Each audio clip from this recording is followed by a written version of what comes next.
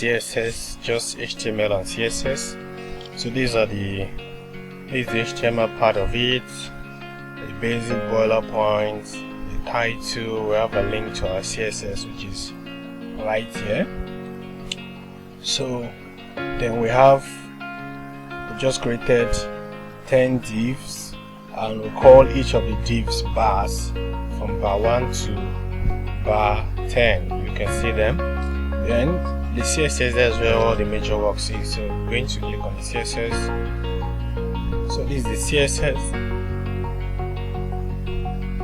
So the CSS, first of all, what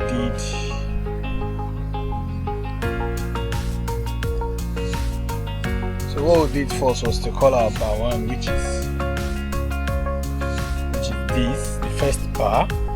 Let me show you the output. This is the output. This is the first bar. This is 1, 2, 3, 4, 5, 6, 7, 8, 9, and 10. So the first one, we're starting the first one.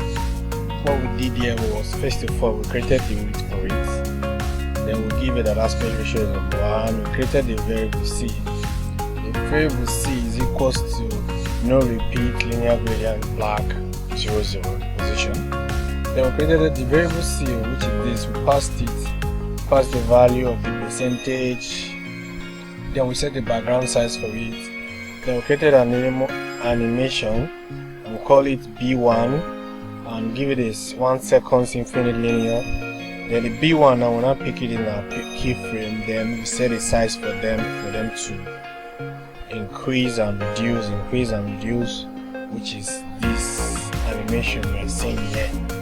So at a certain percentage, it should be increasing and reducing. You can see the values we're changing at 0%, 30%, 50%, 60%, and 100%. So the other one, what we did was almost similar.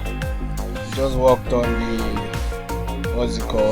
animation, so on and so forth. So you can see that's how we created our navigation bars. So I'll leave a link in the description below. You can work with the files. You download it from my GitHub repository and you work with the files.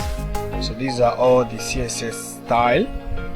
I'm going to make a tutorials on it soon enough, as soon as I'm chanced. So these are everything you need to know.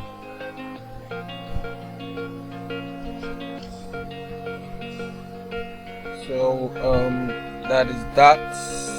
Don't forget to like and subscribe. If you've not subscribed to my YouTube channel, please do so. I would really appreciate it. Thanks.